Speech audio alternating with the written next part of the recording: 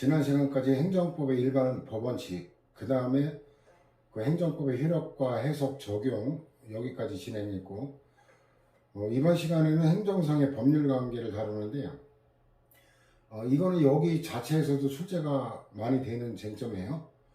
그리고 또 해당 2편에 가면 해당 행정작용에서도 예를 들어 공법상 계약의 목록이라든가 그 2편의 행정작용에서도 출제가 되고, 그 다음 4편에 가면 권리구제에 관해서 공법관계 가운데 처분성이 인정되면 항고소송, 그 다음에 처분성이 부정되는 공법관계는 당사자소송, 사법관계는 민사소송, 이렇게 해가지고 그 대상적격 처분성이 인정되느냐 아니냐, 권리구제 수단이 항고소송이냐 당사자소송이냐, 이거는 여기 1편하고 2편, 4편까지 두루 그 출제가 많이 되는 쟁점이에요.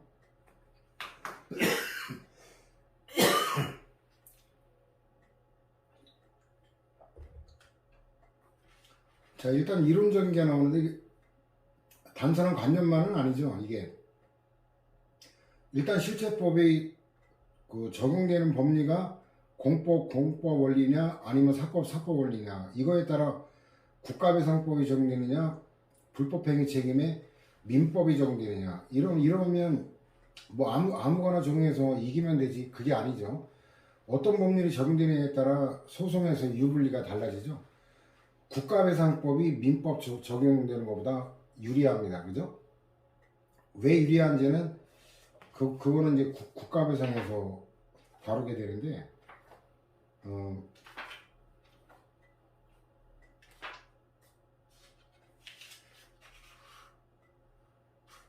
예를 들어 보면 그 450에 보면 국가배상법 2조하고 민법 756조의 사용자 책임에 관해서 가해자가 특정될 필요가 없다는 거죠. 가해자가 누군지가 특정되지 않아도 국가배상에서는 이기는 거예요.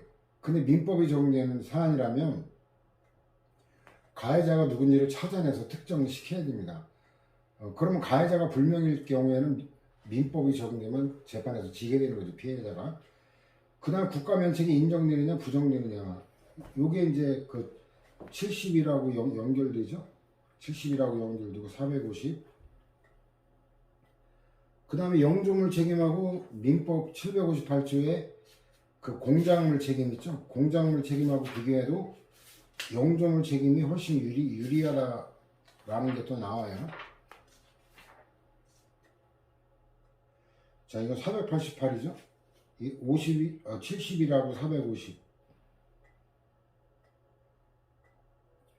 그래서 488에 가면 맨 위에 또 나오죠. 국가배상법 5조의 공공시설 책임. 명칭은 바뀌었는데 내용은 영조물 책임, 이렇게 내용은 똑같아요. 명칭만 법률 개정에서 바뀐 거거든요.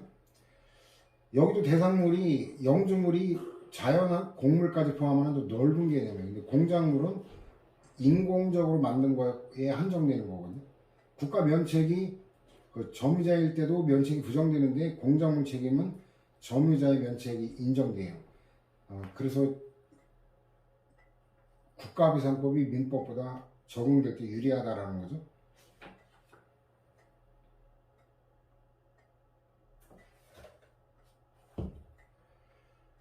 그래서 이런 게 법학은 관념이 아닙니다. 어떤 법률이 적용되느냐에 따라 재판의 결론, 승패가 달라진다는 거고, 공정력도 행정에 의해만 인정되죠. 그러니까 이 공정력을 부정하기 위한 소송이 바로 취소소송이거든요. 그 다음 소멸시효가 5년이냐 10년이냐 완전 다르죠. 행정절차법이 적용되느냐 아니냐. 그 다음에 권리구제 수단이 다르죠. 행정심판은 임의주의이긴 하지만 굉장히 시간하고 비용이 적게 들어가요. 소송은 소송 가액, 변호사 비용을 제외하더라도 소송 가액에 비례해서 소장에 인지를 붙여야 되는데 그 다 돈이거든요. 공짜로 재판해 주는 게 아닙니다. 재판 청구권이 헌법에 보장되어 있죠. 29조죠? 29조? 헷갈리네. 27조. 재판받을 권리 27조인데 29조가 국가배상 청구권이네. 헌법상 기본권이라고 해서 공짜로 해주는 게 아닙니다. 변호사 쓰게 되면 변호사 비용은 추가적으로 들어가는 거고, 그죠? 근데 행정심판은 굉장히 간단해요. 돈도 별로 안 들어가요. 이거 변호사 쓸 것도 없이 행정사, 일반 행정 같은 경우 행정사에 의뢰하면 되는 거고, 노동 관련되는 뭐 이 행정사건에 가는 거는 노무사에 의뢰하면 훨씬 싸게 들죠. 그죠? 몇십만 원 선에서 해결되죠. 변호사 쓰면 적어도 300 이상 들어가니까. 그 다음 소송 종류도 행정소송이냐 민사소송이냐 이거에 따라 여러 가지 소송 요건하고 심리 절차 이런 게 특칙이 있죠. 소송 제기기간은 앞날부터 90일, 이승날부터 1년이라는 단기 제척기간이 있는데 사법관계는 없어요. 그래서 예를 들어 뭐 10년이 지나도 민사소송은 제기가 가능해요. 각하되지는 않아요. 기간 문제로는. 다만 이제 그 소멸시효가 완성됐다든가 이래서 결국 기각 판결, 재판에 지게 되는 일이 있어도 기간이 지났다고 각하되는 일은 원칙적으로 없어요. 다만 이제 여기도 특별규정 친족상속법에는 특히 이제 제척기간이 많이 있는데 원칙적으로 그렇다는 거예요. 재판관할도 행정법원 지금 설치된 거는 서울밖에 없어요. 지금 행정법원은 그 양재역에 있죠. 일반 법원이 교대역, 대법원이 서초역, 지하철 3호선을 따라서 법원이 분포되어 있죠. 옛날에 지금 이제 없어졌고 다른 용도로 쓰이겠죠. 옛날에 사법연수원도 일산에 있었죠. 그래서 다 3호선 축선에 있었는데 현재는 이제 행정법원 서울에만 설치되어 있고 기타 지역은 지방법원 본원 합의부에서 하죠. 근데 이 사법관계는 합의부 본원만이 아니라 시원, 합의부만이 아니라 경미한 사건 단독부에서도 하죠. 가구제 수단으로 집행부정지가 원칙이긴 하지만 예외적이나마 집행정지라는 이거는 특이한 구제 수단이지 사법관계는 집행정지가 없습니다. 이런 제도가 가처분, 가압류 가처분이 있어도 본안소송을 제기해야 받아주는데 사법관계는 본안소송 제기 안 하고 가압류 가처분만 신청해서 받아주거든요. 그 다음에 행정소송법에는 가처분에 대해 명시적 규정 없기 때문에 견해가 대립되는데 판례는 부정하고 있죠. 다만 심판법은 임시처분이라고 해서 인정되고 있죠. 사정재결, 사정판결은 공익에 비치는 사정을 고려한 기각재결, 기각판결이거든요. 그래서 이거는 공법관계, 공익과 관계되는 공법관계만 인정되는 제도지 민사소송에는 이런 제도가 없죠. 그 다음에 사정재결은 취소심판만이 아니라 의무이행 심판까지 인정되죠. 사정판결은 오로지 취소소송에만 인정된다. 이거 출제가 엄청 많이 된 거예요. 그래서 여기 있는 게 우습게볼 도표가 아닙니다. 여기서 종합정리한 건데 해당될 때 다시 또 거론될 거예요. 집행법적으로 자력강제예요. 자기 힘을 하면 돈이 적게 들죠. 근데 타력강제는 법원의 힘을 빌리는 건데 아까 얘기했죠. 소송하려면 시간하고 비용이 엄청나게 많이 들어가죠. 근데 형사처벌까지 할 수 있죠. 근데 사법관계 돈 안 갚는다고 내가 형사처벌하면 그 형사처벌이라고 안 하고 불법 체포 감금죄 뭐 이렇게 처벌이 되죠. 오히려 범죄가 돼가지고.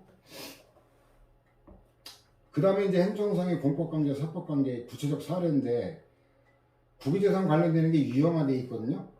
일단 이것도 감각을 일단 관행을 알아야 되는데 뭐냐면 국유재산은 지난번에도 잠깐 나왔지만 행정용도대로 쓰이는 행정재산과 그 현재 행정용도대로 안 쓰는 일반재산이 있다 그랬죠. 근데 옛날 용어가 일반재산의 옛날 용어가 잡종재산이고 별다른 말 없이 국유재산하면 잡종재산, 지금 용어로는 일반재산을 의미한다는 걸 알아둬야 돼요.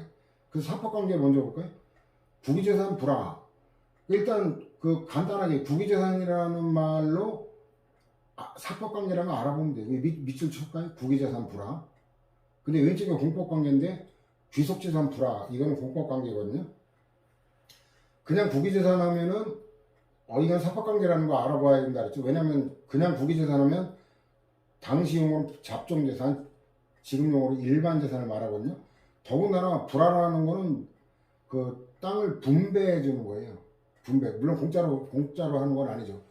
북한 같은 경우는 이제 토지개혁 했는데 북한 같은 경우는 무상몰수, 무상분배했어요. 경자유전 원칙에 따라. 근데 우리나라는 공짜로 해주는 않았어요. 돈을 받고 분배를 해줬는데 근데 어쨌든 그 우리나라도 이 토지 개혁을 안 할 수가 없었죠. 왜냐하면 그때 당시에 여론조사 결과 여론조사 지지율 1위 정당 압도적 1위가 공산당이었어요. 그만큼 우리나라 남한 내에서도 공산당에 관한 국민들의 지지와 서로가 압도적이었거든요. 더군다나 북한에서 그 친일재산, 이 적외재산, 이걸 갖다가 국가 기속된 걸 귀속재산이라고 하거든요. 그 귀속재산을 또 지주들의 재산을 무상으로 몰수해가지고 무상으로 분배하니까 농민들의 입장에서 엄청나게 환영받을 만한 정책이었죠. 그러니까 북한과의 대립, 그 체제 대결 관점에서도 토지개혁은 불가피했죠. 이 토지개혁을 성공적으로 수행하는 분이 죽산 조봉암 선생님이죠. 그래서 죽산 조봉암 선생님은 그 초대 농림부 장관이었죠. 그래 대한민국 자본주의 경제 발전의 제1등 공신은 누구냐? 다카키 마사오가 아니라 바로 죽산 조봉암 선생님입니다. 물론 이제 간첩 혐의로 이승만이라는 그 친일 비호 세력에 의해서 임시정부에 탄핵받아 쫓겨난 그 반민주주의자 이승만에 의해서 암살 공산주의자로 간첩 혐의로 몰려가지고 암살됐게 했죠. 2011년 전원합의 재판결에서 재심 무죄 판결이 났죠. 모함 무고였다라는 게 공적으로 증명이 됐는데 죽산 조봉암 선생님이 토지개혁을 하지 않았더라면 저가의 산업용지 공급이 불가능했습니다. 지주들의 배만 불릴 뿐이지. 그랬기 때문에 경제 발전이 성공할 수 있었다. 그래서 제1등 공신은 바로 죽산 조봉암 선생님입니다. 여러분들 시험에 합격하고 나서 죽산 조봉암 선생님 전기를 한번 읽어보세요. 대한민국 건국 이후에 가장 유능한 장관이자 민족사적인 토대, 경제 토대를 만든 위대한 인물입니다. 다카키 마사오가 아닙니다. 자, 그래서 이 귀속재산과 국유재산 이 개념 차이만 알면 돼요. 귀속재산은 특수한 재산이, 적산, 외놈, 쪽발이가 버리고 간 공장, 땅 이런 거. 우리나라도 뭐 하나 같은 경우도 그 친일 관리인으로 그 아버지가 그 외놈 밑에 그 외놈 공장 그 사장 밑에서 관리인하다가 그 연고로 거의 공짜로 불화받아가지고 지금 모체가 된 거죠. 적산 특혜 받아가지고 커나간 대기업들이 많아요. 그래서 이 귀속재산이라는 건 특수한재산이다. 비교할 거고 그 불화라는 게 행정재산은 불화를 할 수가 없거든요. 행정용도로 쓴 걸 개인에게 사사로이 분배해 줄 수가 없죠. 그 다음에 임대, 자, 매각, 임대차 이 말 나오면 잡종재산 얘기예요. 행정재산은 원칙적으로 저는 게 안 되거든요. 국유 임야 이것도 별다름 없이 국유라는 말 쓰면 잡종재산. 그 다음 잡종재산이라는 말이 나오면 더 말할 것도 없고 얘 매각행위가 사법관계면 매각신청 반려도 세트로 법적 성질이 같아요. 이런 마인드는 이 법적 성질을 통일시킨다 이런 거 일관된 마인드거든요. 예를 들어 보면 예비 결정이에요. 157에 보면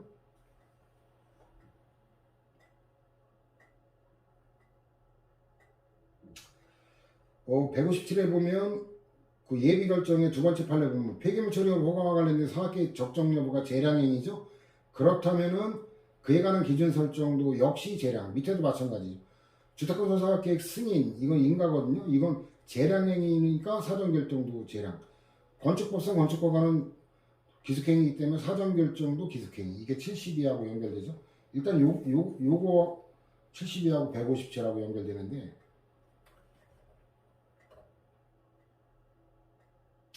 저런 마인드는 또 출제가 많이 된 게 특허에도 있어요. 특허.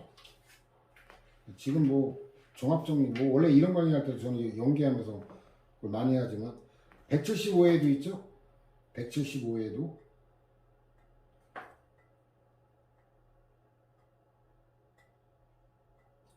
175회에 가도 맨 위에 1번 공익서면 매립면허 이거는 특허로서 재량인이죠. 그러면 실효된 공익서면 매립면허 여력을 회복시키는 것도 역시 자의재량. 이하에도 또 마찬가지죠. 4번도 그렇고 그죠? 4번 그래서 이게 72하고 157하고 연결되죠.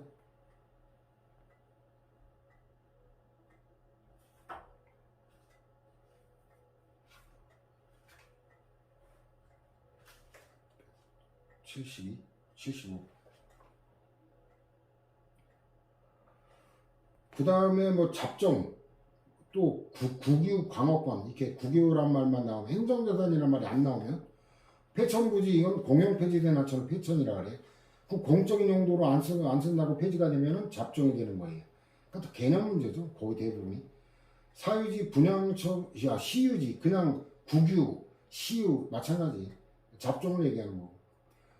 기부 체납받은 공유재산을 무상으로 기부자에게 사용하는 거. 이건 또 구별할 게 행정재산으로 쓰는 사안은 공법관계. 이 행정재산 사용수익 허가는 말이 허가지만 이제 실질은 특허거든요. 특허. 그 다음에 잡종재산, 뭐 공유재산도 마찬가지예요. 그냥 공유재산에도 잡종을 눈치채면 되는데 잡종이란 말이 나오면 더 할 것도 없고. 그러니까 사법관계 뭐 개념 배경만 알면 뭐라 정리할 수 있죠. 공법관계에도 무단정의자, 이건 불법정의자. 그 다음 변상금, 이거 물어내라. 그 다음에 부가처분, 부과한다. 뭐 이러니까 이거 뭔가 권력적인 냄새가 나니까 공법관계라는 거 눈치챌 수 있죠. 더군다나 이게 기속행위이자 처분성이 인정된다는 것까지 알아둬야 돼요. 그 다음에 그 징발재산 매수결정, 이거 권력적인 거예요. 전쟁물적 강제 징발이, 징발이라는 말이 강제로 갖다가 가져가는 걸 징발이라고 하잖아요. 옛날에 외놈들도 다급할 때 우리나라 사찰에 있는 종까지 막 뜯어가고 징발하고 이랬잖아요. 그죠?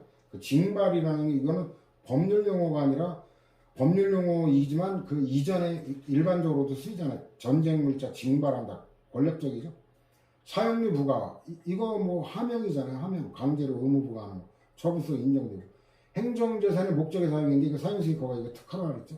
특허로서 재량행위이고, 얘가 재량행위면 취소, 그에 대한 취소나 거부 모두 법적 성질을 일치시킨다 그랬죠. 다 처분성 인정. 그 다음에 외워야 돼. 이거를 용어 갖고는 알 수가 없죠.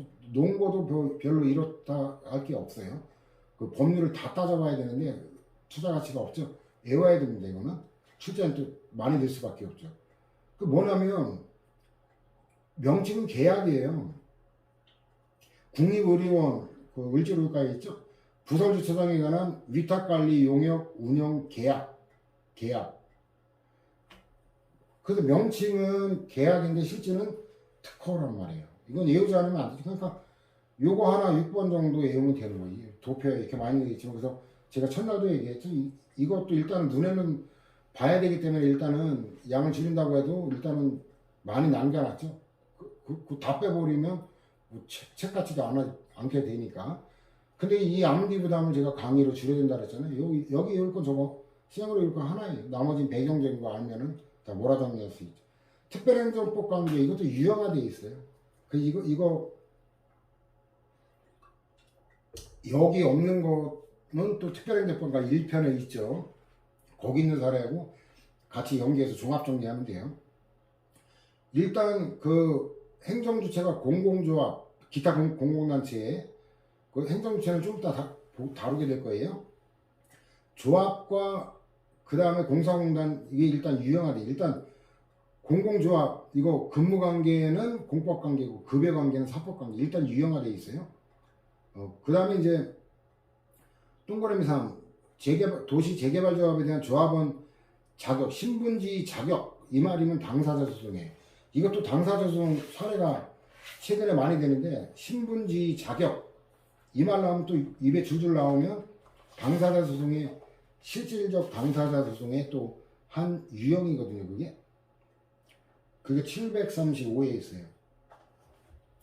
73하고 연결되죠. 자, 그래서 735에 보면 중간 아래 동그라미 디귿 있죠. 공법상 지휘자격 신분지 자격, 입에 줄줄 나와야 돼요. 이거 일일이 읽을 게 없죠. 뭐 태극 무공문장 수여받은 자 확인, 권리자 확인, 지위 확인, 조합원 자격 확인, 국회의원의 지위 확인, 뭐 이런 거. 뭐 유형화돼 있죠. 자, 그거하고 비교할 게 오른쪽에 공공조합도 주석은 달아놨었죠. 급여관계는 사법관계로 봐야 되고, 이것도 희한한 일이지만 그냥 안 외울 수가 없는 게 두 번째 거예요. 재개발조합 아까 1의 동그라미 3번하고 비교해봐요.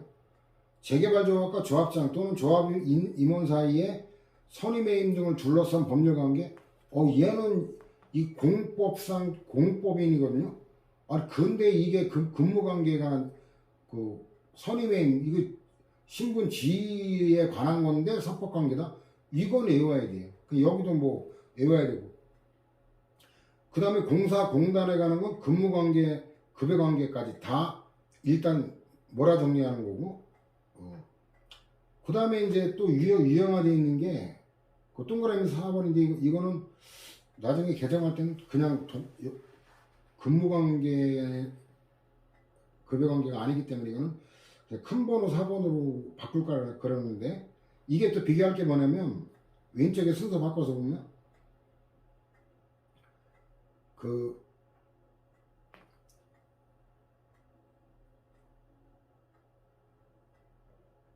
4번 기타에 보면 행정청, 국방부장관, 관악구청장 이렇게까지 세부적으로 안 나와요. 행정청이 하는 입찰 참가 자격 제한 처분, 이건 행정처분, 공법관계의 행정처분이에요. 그리고 그 밑에 보면은 이 법률이 바뀌어서 이제 판례도 바뀐 판례가 나오는 건데, 공기업 준정부 기관, 이거 행정청이 아닌 이게 법령에 근거한 입찰 참가 자격 제한 조치는 공법관계로 처분성 인정인데, 오른쪽에 동그라미 4로 가면 동그라미 4로 일단 별말 없이 옛날 거 할 때는 그 사법관계 별다른 말이 없어요. 근데 또 별다른 말이 있어도 5번 보면 계약에 근거한 거, 계약의 근거 이 말 나오면 사법관계. 그러니까 그 행정청이 아닌 거는 일단 사법관계다 뭐라 정리하고 법령에 근거한 것만 공법관계로 처분성인데 그거 하나만 읽으면 뭐라 정리할 수 있죠. 다시 왼쪽으로 가면 2번 보면 유치원 교사의 자격이 있는 자에 대한 해임 처분의 시정인데 이거 공설 유치원이거든요. 공립. 그러니까 이제 공무원 신분의 그거기 때문에 이게 공법관계로 본 거예요. 그 다음에 지방 소방 공무원의 경우는 근무관계만이 아니라 보수에 가는 것까지 다 공법관계고 당사자 소송이 돼. 이것도 유형화되어 있죠. 공공조합은 급여관계는 사법관계인데 공무원은 소방공무원에 가는 건 급여관계까지도 공법관계다. 그 다음에 4번에 1, 2번은 미리 봤고 국가나 지방자치단체 근무하는 청원경찰, 모든 청원경찰이 아닙니다. 그 다음에 공무원 연금관리공단의 급여에 관한 결정, 얘는 처분성 인정되는데 근데 이거는 급여에 관한 결정이 되기 전에는 어떤 소송도 제기할 수가 없어요. 근데 급여에 관한 결정이 나면 이걸 대상으로 항고소송을 제기할 수 있어요. 근데 이 결정이 났는데 지급을 일부를 안 한다. 지급 청구 소송, 이건 당사자 소송이에요. 그래서 이거는 나중에 또 종합 정리할 거예요. 근데 일단 734에 관련되는 거 인용을 해주고 734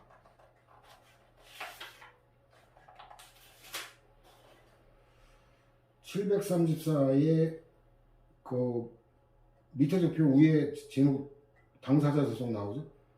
이거 73하고 연결된 건데 근거법령상 공법상 급부 청구권이 행정청의 1차적 결정 없이 곧바로 발생할 때 이때는 당사자 소송이에요.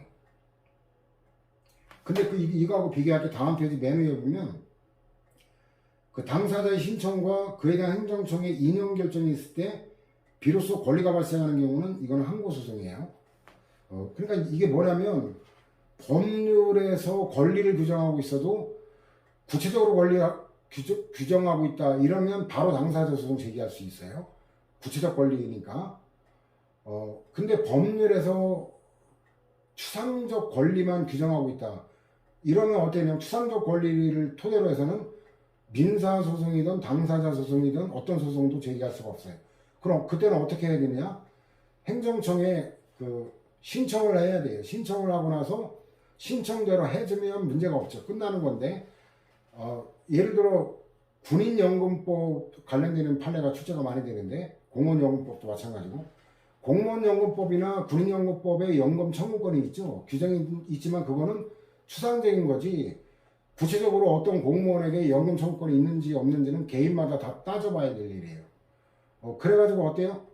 20년 이상 근속을 해야 되잖아요. 저도 7년 만에 사표를 내고 나왔기 때문에 저도 연금 그 대상자가 못 되거든요. 그러니까 재직 근속 연수를 개인마다 다 따져 봐야 구체적 권리가 있는지 없는지가 확정되는 거예요. 그래서 이게 연금 지급 그 대상이라고 결정되면 관계없는데 그 연금 지급 대상자가 아니다라고 하면 그 결정에 대해서 항고소송으로 취소소송 제기해서 불복할 수 있는 거예요. 그 다음에 연금 지급 대상자를 결정해놓고 이놈이 연금을 안 줘요? 그러면 연금 지급 청구 소송 제기할 때 그때 당사자 소송을 제기하는 거예요. 그러니까 법률에서 구체적 권리를 규정하면 바로 당사자 소송 제기할 수 있는 거예요. 청구하면 지급 청구하는데 거부하면. 근데 법률에서 추상적 권리만 있을 때는 소송 제기 못하고 일단 신청을 해야 돼요. 신청해서 거부당했다 이럴 때 항고소송. 그 다음에 확정됐는데도 지급을 안 하거나 금액이 내가 계산한 거하고 달리 그 뭔가 금액이 적다 이런 걸 다툴 때는 당사자 소송. 이것도 나중에 손실보상과 관련해서 종합정리를 다시 한번 할 거예요. 그래서 지금 처음 공부하는 친구들이 이 말 들으면 도대체 뭔 말인지 이해를 할 수가 없죠. 이건 핵심 정리이기 때문에 지금 뭐 공부한 지 얼마 되지 않는 입장에서 핵심 정리 듣는 거는 무리입니다. 이해도 안 되고 스트레스만 받고 시간 다 버려요. 그럴 때 먼저 이론서를 공부하는 게 정도입니다. 자, 그 다음에 사법관계 보면은 4번 그 유선방송위원회 이건 뭐 행정 공무원이 아닌 그 공사 공단 뭐 이런 것들은 근로관계. 근데 그 중에서 직접 문제가 된 거는 임금과 퇴직금 지급 청구고, 한국마사회가 조교사 또는 기수 면허를 부여하거나 취소하는 거. 이것도 그냥 외워둬야 될 거예요. 이것도 딱 부러지는 어떤 논리적인 논거는 없어요. 그 다음에 주택 재건축 정비사업 조합과 조합 설립에 동의하지 않은 자 사이에 매도 청구를 둘러싼 법률관계. 이거는 이제 조합 설립에 동의하지 않은 자가 이 사건의 핵심이라고 보면 돼요. 이것도 그냥 외워두는 게 좋고. 그 다음에 계약 관련인데 이것도 공법계약이 유형화 돼 있죠. 이것도 배경 지식 알면 좋은데 뭐냐면 이 계약직 공무원이 옛날에는 전문직 공무원이었어요. 그 지금 계약직 공무원이라는 용어가 오히려 계약이라는 비판을 받거든요. 계약직은 뭔가 저거 계약 기간 끝나면 나갈 사람 이래가지고 되게 웃겨요. 제 동기도 얘기 들어보니까 계약직 과장이다 업무 협조가 안 된대. 밥도 같이 안 먹는데. 왜냐면 나는 공채 출신이고 저기는 계약직으로 뭔가 좀 뒷문으로 들어온 이런 거 같은 냄새가 나죠, 그죠? 그거 되게 웃긴 거예요. 그래가지고 밥도 같이 안 먹고 업무 협조도 안 된대. 무시하는 거죠. 나는 공채 출신이고 쟤네들은 어쩌다 공무원이 된 애들이다 이제 이런 게 강하고, 그죠? 오히려 계약에 옛날에는 그 계약직이긴 했지만 용어가 전문직이니까 뭔가 일반직이 못 갖고 있는 전문적인 영역을 업무를 담당한다라는 뭐 그런 존중의 어감이라도 있었는데, 그죠?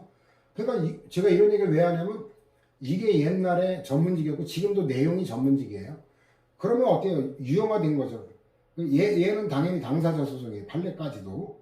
그 전문직이다. 학술, 대공전술연구소, 공산주의 전략전술 연구하는 거예요. 공산주의 사상, 이거 이해하는 게 그게 쉽지가 않아요. 이걸 이해하려면 리카르도의 그 지대론을 포함한 주류경제학을 다 알아야 돼요. 그리고 막스 전집을 다 알아야 돼요.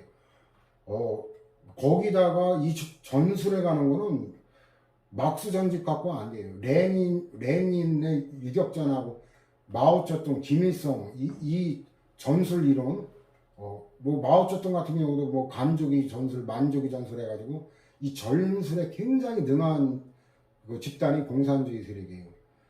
전술은 중립적인 거기 때문에 우리나라도 뭐 유사시 써먹을 수 있는 거긴 하지만 굉장히 전문적인 영역이다.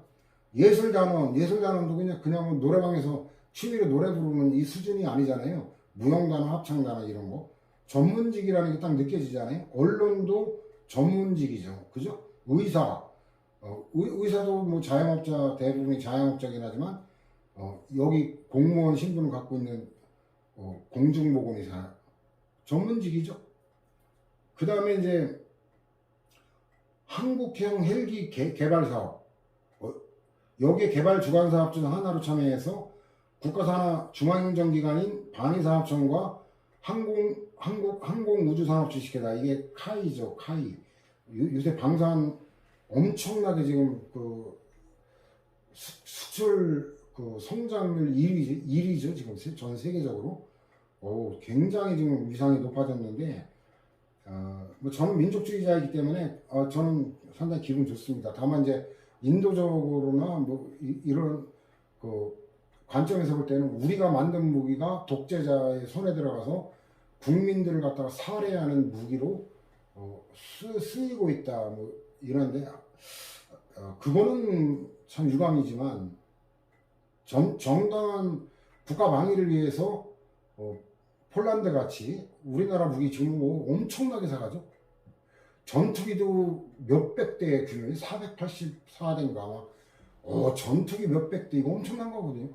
그 다음에 뭐 K9 자주포도 또 몇백 대인가, 몇천 문이죠, 몇천 문. 이거는 와, 진짜 유럽까지 뚫었어요. 호주.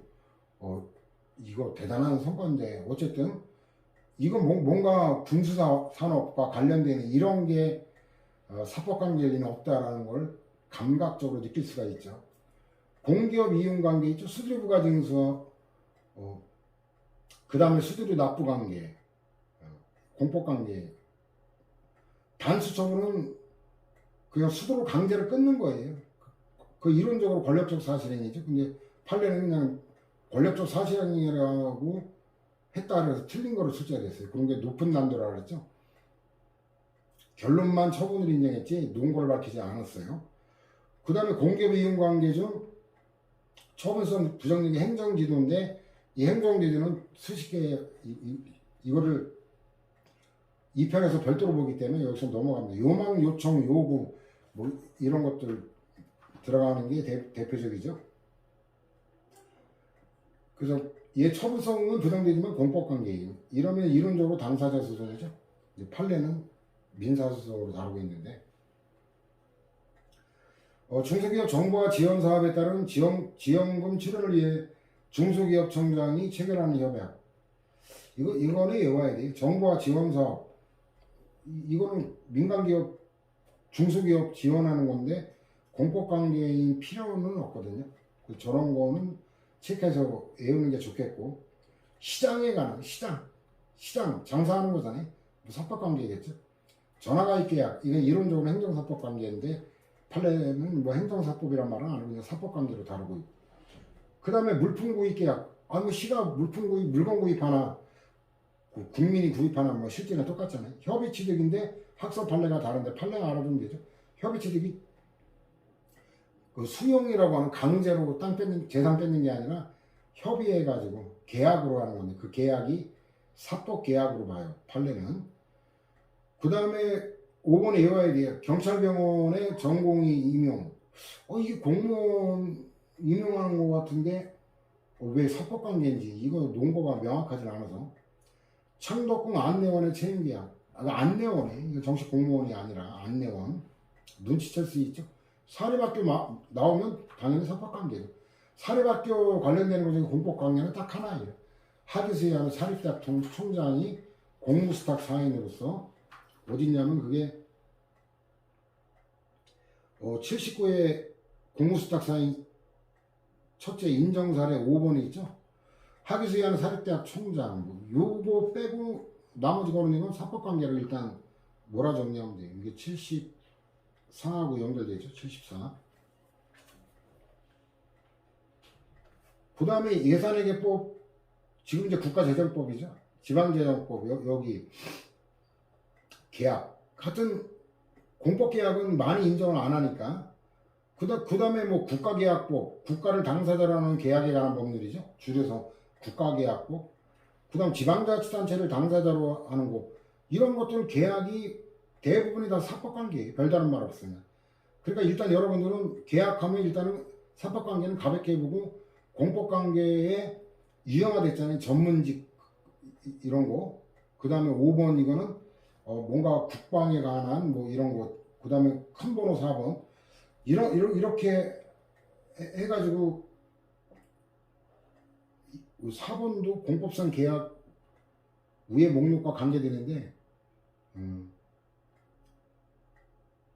그 4번 동그라미 4번까지가 이제 전문직에 관한 거고 나머지 두 개가 이제 그 전문직과 관계 없는 거죠. 그래서 그 계약에 관한 건 일단 국가계약법, 뭐 예산회계법, 지방재정법, 뭐 이런 정부 투자재정 관리기능법 이런 말 나오면 일단은 사법과 계약, 사법관계다 이렇게 보면 돼요. 권리관계도 유형화되어 있거든요. 일단 사법관계 먼저 보면 대부분 판례는 사건 민사소송으로 봐요. 근데 이 손실보상 청구권은 나눠볼 게 별도의 불법 규정이 없을 때 그렇다는 거고, 그 다음 환매권에 관한 거 이거 사건으로 보기 때문에 이거 민사소송으로 다루거든요.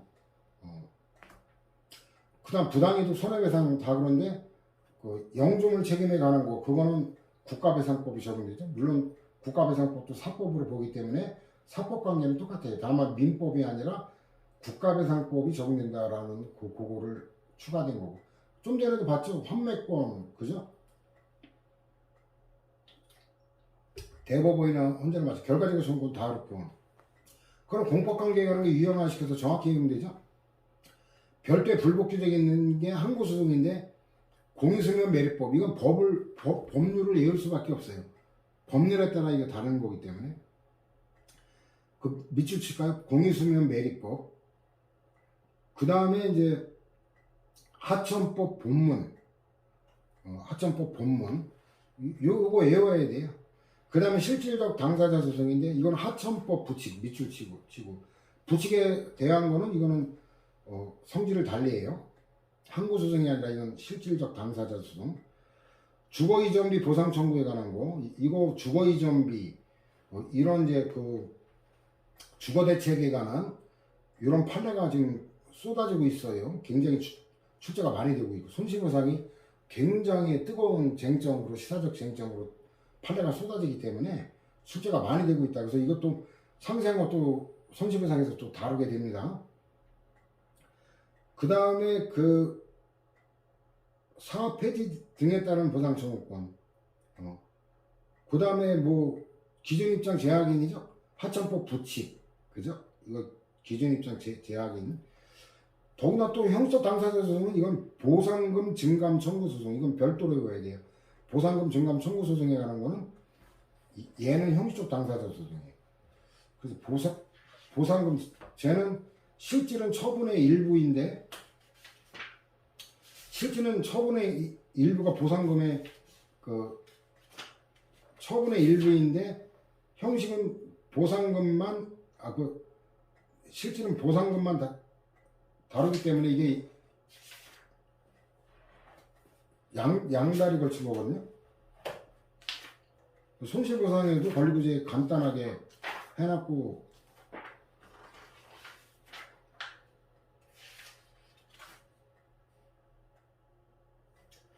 어, 549에 해놨거든요. 75하고 연결되죠.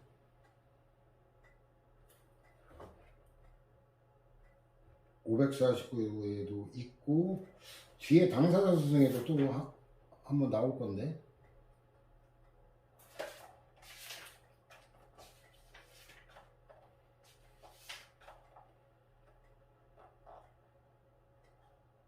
그 736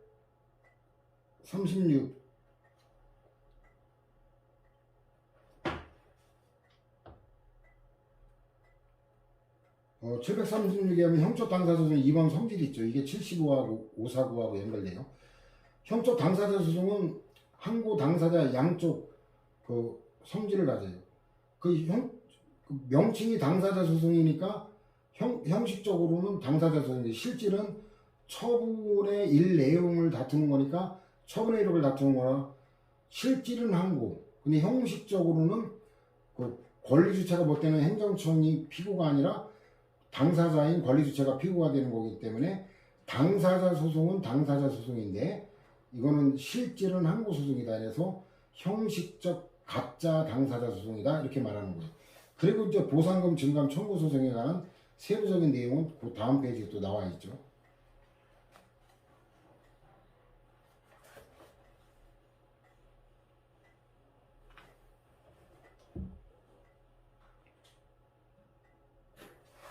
이게 여러분들도 이제 이 완성이 되려면 이게 관련되는 게 어디 있다는 걸 여러분 스스로가 떠올릴 정도 되면 완성이 되는 거예요.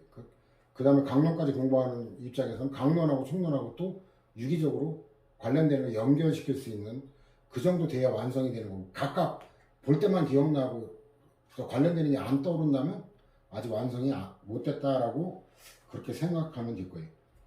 그 다음에 그 무허가 건물의 강제 철거와 관련해서 이루어지는 그 시형 아파트 분양권 부여에 관한 거 저거는 외워야 돼요. 그 다음에 3번도 외워야 됩니다. 더군다나 이게 전환합의체로 기준 입장을 바꾼 거잖아요. 왜냐면 부가가치세, 환급세 지급 청구 이거는 뭐냐면 이거는 환급세 지급 청구 이거는 부당이득 반환 청구라 서 아까도 잠깐 봤잖아요. 부당이득 반환 청구권은 사건 민사소송으로 다룬 게 판례 입장이라고 그랬죠. 근데 이걸 부당이득이 아예 아니다라고 판례를 변경했어요. 저걸 안 보면 부당이득 반환 청구권이라고 그렇게 생각하기가 딱 좋거든요. 지금 이거는 핵심 정리라 논거까지 해놨나 모르겠는데 저 당사자 소송에 해놨나 부당이득 이 아니라고 해서 부당이득은 안 해놓고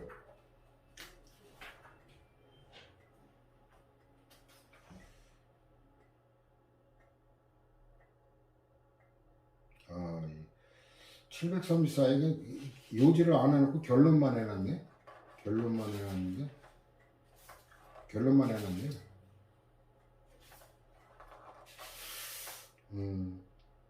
결론만 해놨어. 이거 어쩔 수 없이 양적인 부담 때문에 그런데 결론만 해놨어요. 근데 궁금한 거 이런 거는 제가 얘기했죠.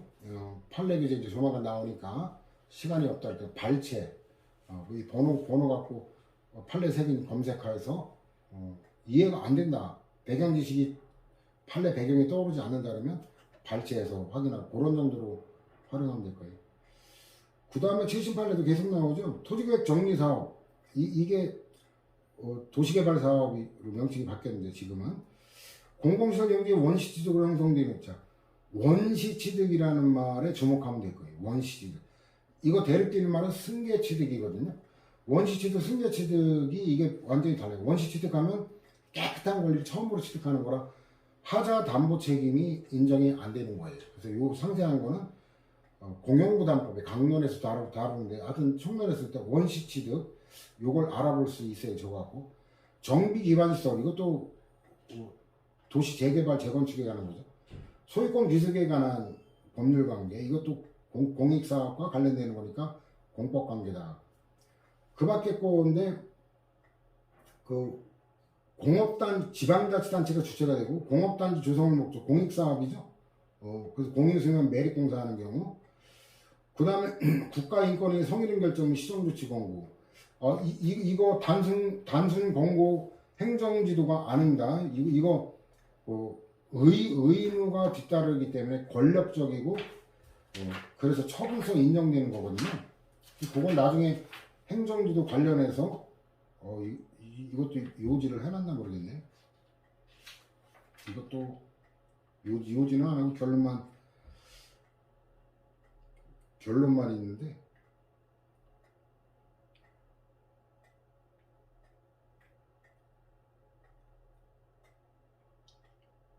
결론만 해놨는데 어쨌든 저건 성희롱 재발 방지 교육 실시 의무 그 다음에 뭐 손해배상 의무 뭐 여러 가지 의무가 뒤따르는 거거든요. 중학교 의무교육의 사립중학교 위탁관계 자 이건 공무 수탁 그 관계잖아요. 그럼 공법관계라는 거 눈치챌 수 있죠. 그 다음에 의무교육이 이게 공적인 거잖아요. 공적인 사물. 얘 위탁이니까 공법관계다. 이건 사건명 갖고 이제 느낌이 오죠. 그 다음에 이제 이거는 핵심은 국회의원이 재직 중이 아니라 퇴직한 후에 청구하는 거고. 그래서 논거는 이렇다 할 논거가 없어요. 근데 우리가 알아보면 되잖아요. 그만둔 후에 청구하니까 사법관계다. 그러면 이해는 되죠. 공무원 재직 중에 있을 때는 공법관계일 수도 있는데 여기 그런 건 판단하지는 않았고 그냥 그만뒀기 때문에 이제 일반 국민의 지위가 됐잖아요. 사법관계를 눈치채는 데는 그렇게 어렵진 않죠. 2주택지 공급 조건에서 공공시설의 설치 비용을 그 분양가에 포함시키는 경우 2주대책 시행 공고. 이거는 외워야 될 거예요. 농익사업과 관계되기 때문에 이건 안 외우면 헷갈릴 여지가 있죠. 시간이 애매한데. 시간이 애매한데 잠깐 쉬었다가 진행합시다.